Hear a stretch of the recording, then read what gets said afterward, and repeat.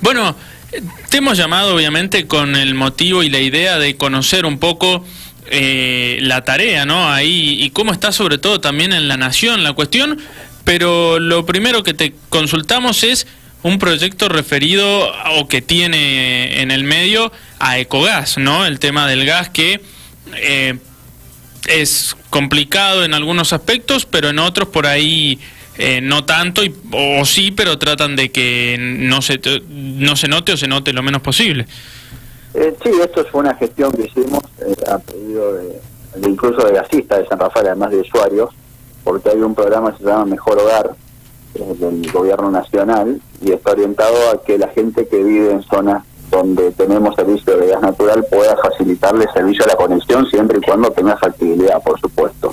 Y como en diciembre del 2018 se conectó Salto de las Rosas y se establece que por 2 años hay un periodo en el que se habilitan las conexiones, más allá de las restricciones que tenemos por la cuestión de gas natural en San Rafael, se hizo una gestión para que Ecogas fuera parte de las distribuidoras que están inscritas en este programa y eso facilite la conexión de usuarios a la red de gas natural. ¿Cómo? Bueno, dando un crédito con un muy bajo interés, que la gente pueda pagar su conexión a plazo, prorrateada, con la factura de gas.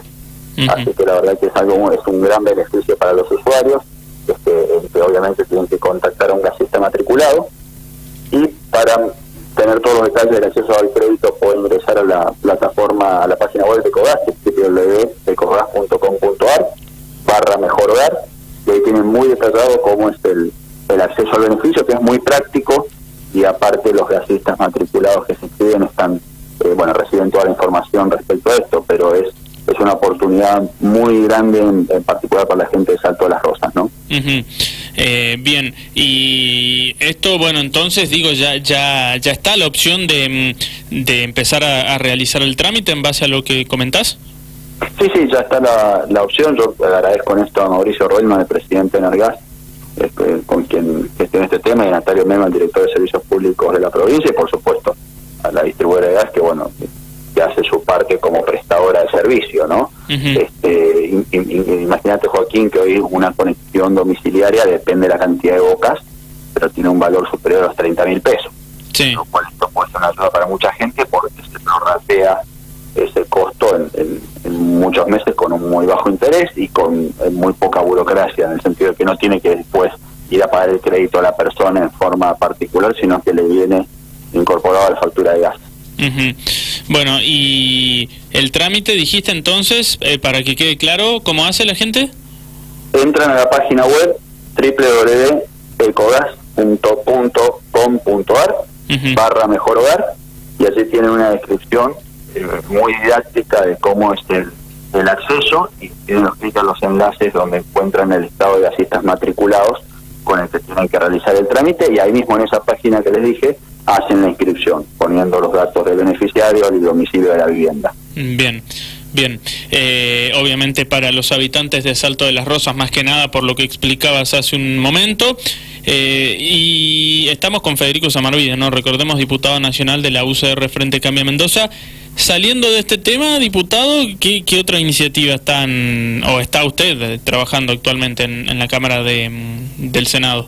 Bueno, la semana entrante tenemos una reunión en el Ministerio de Trabajo de la Nación por el proyecto que presentamos de asignación para el empleo, que tiene el concepto de dejar de subsidiar el desempleo en la Argentina y pasar a subsidiar el empleo, para que las personas que reciben planes sociales puedan ser incorporadas por empresas, en particular empresas pymes, que tienen un mayor beneficio. Y esto fue firmado, un dato interesante, lo firmaron 50 diputados nacionales del Frente Juntos por el Cambio, apoyando esta iniciativa, que realmente ha generado mucho revuelo, ¿no? Porque todos defendemos, por supuesto, los programas sociales, pero también tienen que generar movilidad social ascendente y que las personas tengan posibilidad de inserción laboral real. Lo que proponemos es que el Estado sigue pagando el plan social de aquella persona que comienza a trabajar formalmente por 12 meses en régimen general y 24 meses para pyme, y la empresa le paga la diferencia con el sueldo del convenio como mínimo, ¿no? Entonces es una forma de ayudar al empleado y al empleado a generar una relación laboral, y obviamente pasado ese plazo la empresa se hace cargo íntegramente del sueldo de esa persona, ¿no? Pero en definitiva esa persona, pensaba Joaquín, que pasa a tener obra social, a realizar aportes jubilatorios, su familia tiene entonces una cobertura de salud, en fin, los beneficios de trabajar en blanco son muchos, además del sueldo, ¿no? Y generar con esto un impacto en el consumo. Y a todo aquel que, o a cualquiera que tenga cualquier tipo de plan social, ¿está destinado? ¿Esa es la idea? Esa es nuestra propuesta. Por supuesto vamos a discutirlo esto en comisiones y conjunto también con el Ministerio de Trabajo, porque bueno, los planes sociales tienen distintas características, más allá de las diferencias del monto de cada uno, ¿no? Así que bueno, por supuesto estamos abiertos a recibir sugerencias y mejoras, pero lo hicimos para los distintos programas sociales. Sí, y es una forma más de, como bien explica, bueno, en una época donde sabemos que el trabajo no está a la orden del día, rebuscársela en cierta manera, ¿no?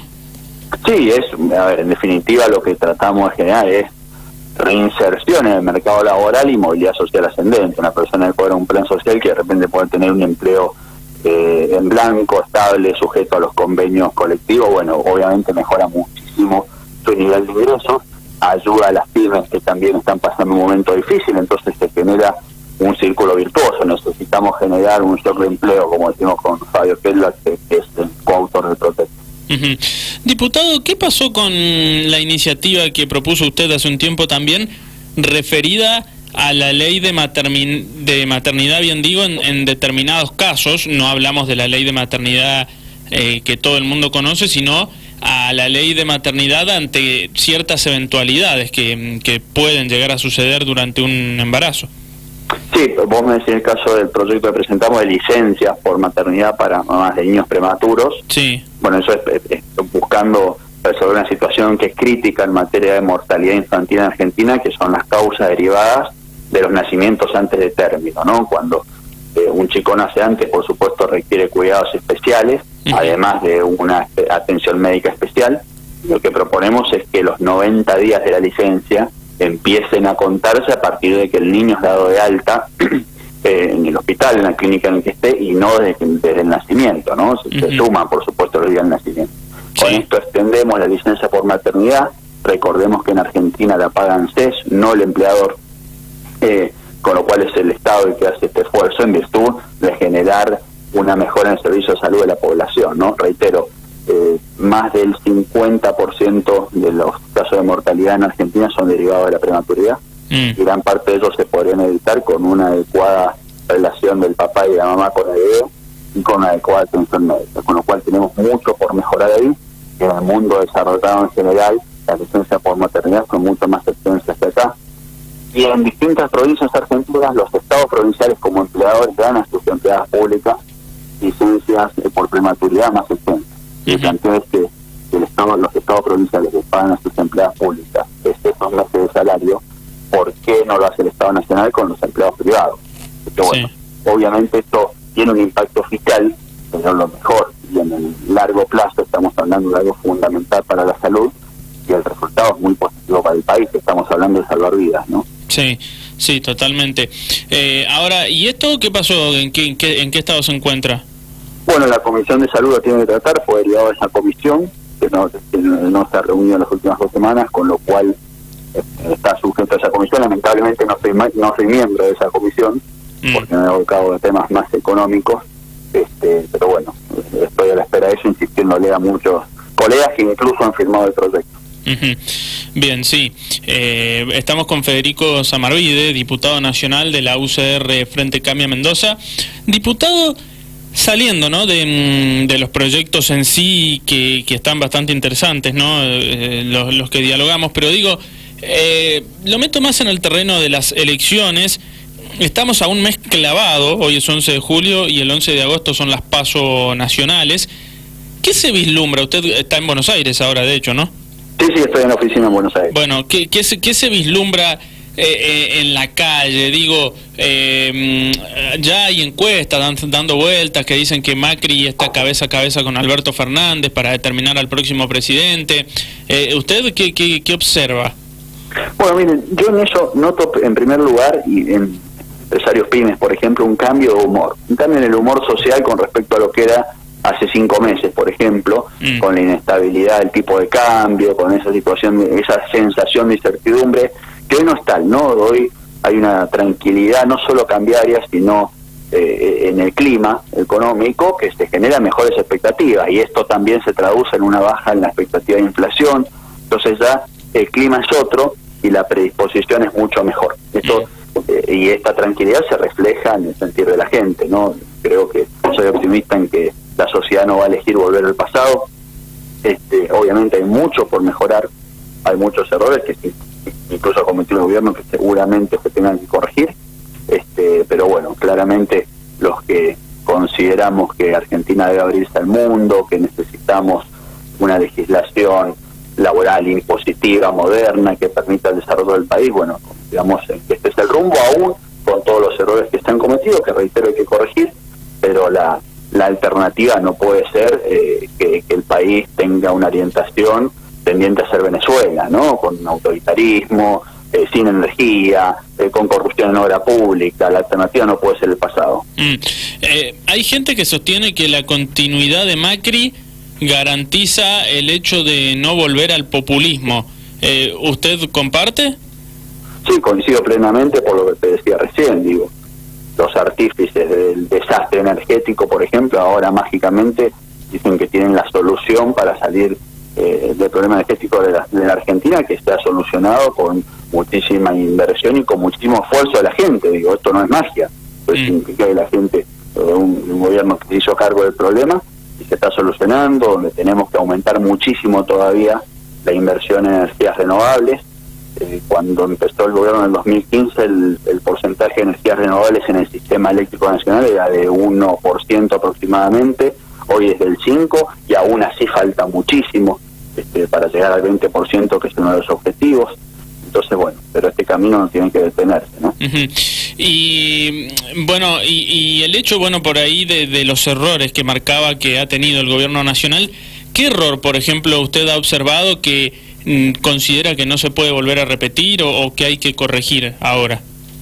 Bueno, fundamentalmente algunos que tienen que ver con reformas estructurales, del tipo, por ejemplo, tenemos una legislación laboral arcaica que obedece, que fue progresista en la década del 60, en la época del desarrollismo industrial, pero ella no lo es con los cambios en el mercado y en las relaciones laborales. Entonces necesitamos una legislación que refleje esa situación.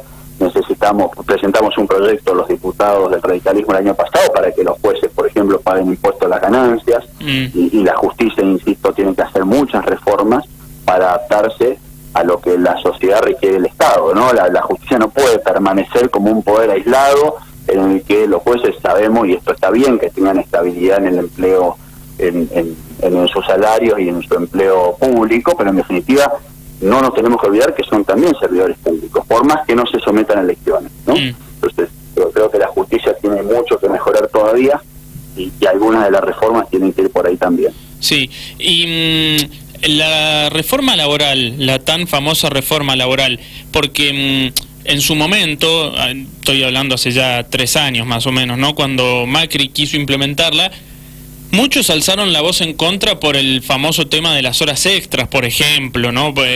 Es el apartado que decía que el empleador, podía exigirle al empleado laburar horas extras de más sin pagárselas, y que después esas horas extras eran devueltas, ¿no? Y después el empleador se las tenía que devolver, pero sin abonárselas. Esa era una manera, por ejemplo. No me consta, no lo vi el proyecto, la verdad. Sí. Lo que digo es, más allá de la discusión fina, sí, hay que ver cómo adaptamos una legislación laboral a las necesidades que hoy tenemos como país, ¿no? Sí. Y que tienen los trabajadores también, ¿no? Sí. O sea, porque hoy, ¿qué se genera?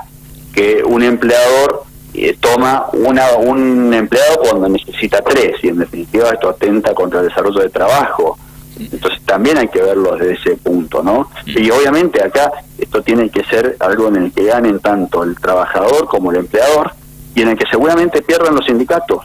Y hay que saber y hay que decirlo, y no hay que ponerse colgado, y tendrán que ser los sindicatos parte de esta negociación en la que se van a sentar, y cuando decimos que hay que terminar con los privilegios, hay que terminar con los privilegios de la política, pero también de las organizaciones, en algunos casos gremiales, en algunos casos, reitero, porque hay sindicalistas que gente hace su trabajo en forma honesta y lo hace muy bien, pero hay otros que no, y esos curros y esos privilegios tenemos que terminarlo. Esas son partes de las reformas estructurales que necesita la Argentina. Y una cosa importante, Joaquín, cuando uno habla de una empresa o un empleador, la gente, o en general tendemos a pensar en una empresa industrial de 1000 empleados. Y eso la verdad que casi no existe, digo, en relación a la generación de empleo en Argentina. La mayoría de los empleadores son personas que tienen entre 1 y 5 empleados, o menos de 20 según la categoría. En definitiva son empresas pymes, empresas familiares, empresas que tienen una relación afectiva entre el empleador y su personal o su equipo, como nos gusta decir algunos. Entonces, desde ese ámbito también hay que discutir las reformas, ¿no? Bien, bien, queda claro. Diputado, lo liberamos, le agradecemos esta comunicación con Dial Radio TV y con Radio Continental San Rafael. Le mandamos un abrazo, buena estadía ahí en Buenos Aires. Bueno, un abrazo, nos vemos a la vuelta. Gracias. Hasta luego. Hasta luego. Federico Samarvide, diputado nacional de la Unión Cívica Radical Frente Cambia.